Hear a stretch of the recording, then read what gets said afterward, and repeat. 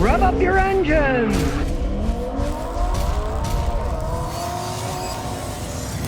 Toyota says that their new electric SUV is going to start at $42,000. It's called the BZ4X. Come on now, what a stupid name. Come up with a little bit better name than that. I don't know, they really lost their imaginations with these things. What a stupid name, you know? It doesn't roll off the tongue at all. BZ4X. What a stupid name. Come on, Toyota, come up with a better name than that. Now, the two-wheel drive version is going to start at $42,000, and the all-wheel drive one starts at $48,740. And you might wonder when they're going to start selling them. Well, it's kind of a little game here. They say the spring of 2022. Okay, it is the spring of 2022 now. I don't see them yet. But they say it's going to be very limited commodities because Toyota, of course, is late to the game to bring in an electric car. So who knows exactly when it's going to be out. Toyota says it's going to be extremely limited. So, you know, they're not going to make that many of them to start out with. They say it's going to have a range of 252 miles. And of course, as usual, they're all playing games.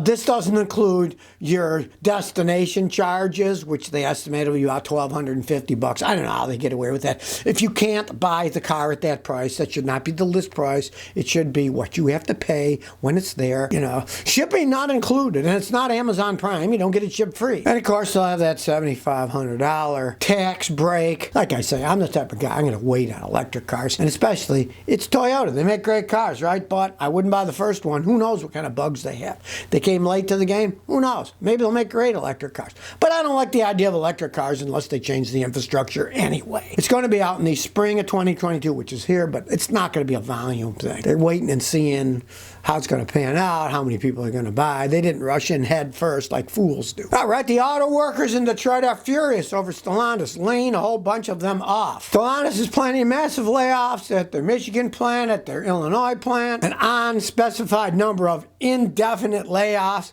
Now, here's what they're doing. This is what scumbags are at Stellantis. They have record profits because they kept charging more for their cars. No more discounts, right? Even though they made less cars, they made a massive profit. Well, they're making a massive profit, right? So what are they doing? They're laying the workers off. Just typical, these greedy swine at the top want all the money for themselves. And here's what they're trying to replace them with. Realize that Stellantis made $15.2 billion in 2021. 3 times what they made before, right?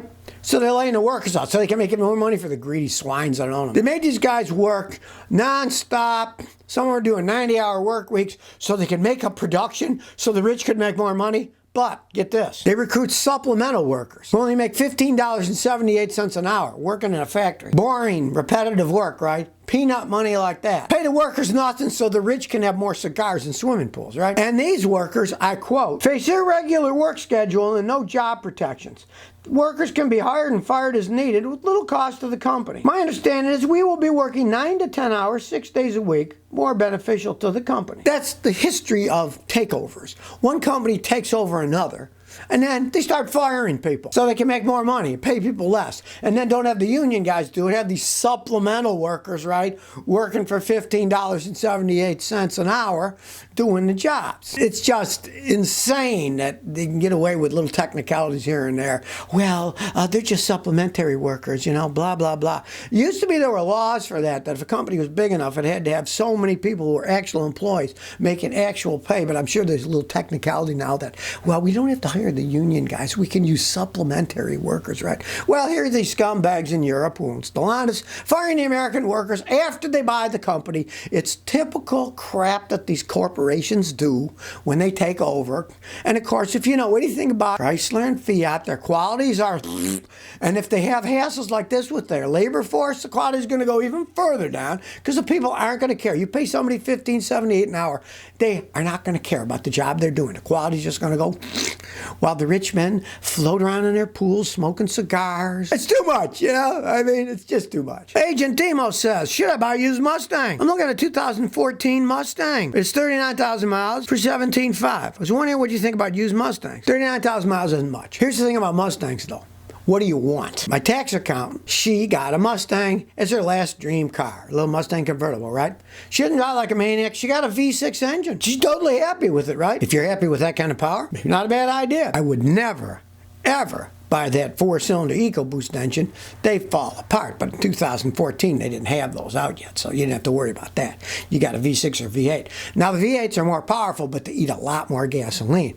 But the big caveat in buying a used V8 Mustang is, generally the people who buy V8 Mustangs drive like lunatics. The car could be completely worn out. So if you're talking about looking at a V8 2014 Mustang, I would have a guy like me check it out with a fine-tooth comb with a scan tool road tested to say, yes, it's good. No, it's not. I would have him do a compression test on each cylinder, all 8 of them on the engine. Because if any of them are worn, the engine's going out, I would not buy the car.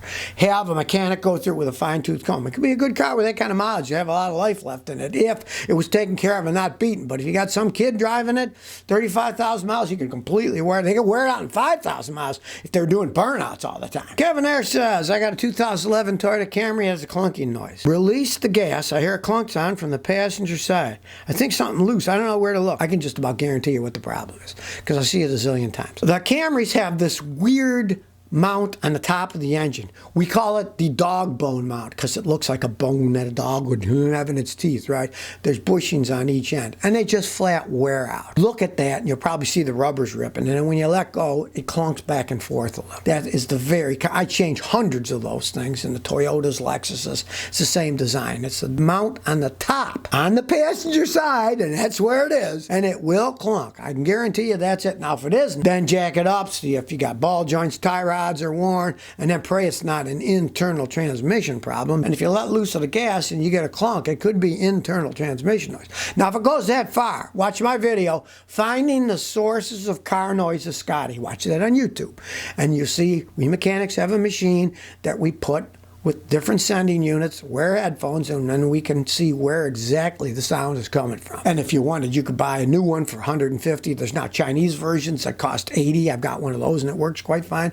And you can always pinpoint. It's very easy to replace. It just bolts on and off. You could do it yourself because you don't even need to jack the engine up. It just bolts on, bolts off. There's 2 bolts. That's it. Well, as I've already predicted, this Virgin Hyperloop, the Hyperloop is going to connect cities, right, with the vacuum tubes and cars and stuff in them. Well, it looks like it's pretty much a pipe dream. Since they were using pipes to send them, I guess you could call it a pipe dream. The Hyperloop pipe dream. They said their proposal to connect Chicago, Pittsburgh, and Columbus, well, that's on hold now. And in February, the company laid off half of their staff. So that's telling you, no, they're not doing too hot. Now, they got another scam. Well, we'll build them for freight, right? And here's what they say, and I quote, "At this time, we are still working with Virgin Hyperloop to learn more about their technology's application in freight movement." So now they're saying, oh, they're going to use it to move freight around, right? Come on, it cost a fortune to build these. When I was a kid, okay, they had vacuum tubes in the department stores. And then they'd send the bill to the person that took care of it. Then the money would go inside the little container. It would go by suction tube. Then they'd fill it and they'd send it back, right? Okay, that's inside a store, and it was just little bitty things, right? Transporting freight, the whole thing is a joke. Anybody that falls for this Hyperloop nonsense, and Elon with his boring company where they're going to bore tunnels. I mean, we've had subways before, right? They cost a fortune. They're limited in big, giant cities. You're not going to have these vacuum tubes going all over the place. What a joke. Anybody who fell for that and put money in it, they deserve to have their head examined. Now they admitted, well, this one's on hold between Chicago and Columbus. Yeah, permanent hold probably. Well, if you want a really odd mode of transportation, do like Colin Jost did. He bought a Staten Island ferry that he rode when he was a kid going to school. They had pictures of him, you know, he's on the front and they're going, he's with his 96-year-old grandfather. Then you see the truth. You see the other picture. The thing doesn't work anymore. The tugboats were pushing the thing. He's obviously not going to use it for transportation. The guy's going to use it for, they said, an entertainment venue where maybe they get 1,000 people, have parties and music and whatever, you know. They only paid, I don't know, 280 grand or something for it. The motor broke, and that's why they took it out of circulation. It's an old worn-out ferry with a broken motor. If you found out how much money that cost, I'm sure they're not even going to be driving the thing and fixing the motors. They'll probably dock it on a dock and turn it into a party boat, right? But it won't be moving around. It costs big money to get those old engines going, to get them certified by the government to be able to drive around, have people on it. That is big time money. So he got it more as a toy. He'll probably park it somewhere and have parties on it. It won't be his mode of transportation. He'll go to Staten Island and back. So if you never want to miss another one of my new car repair videos, remember to ring that bell.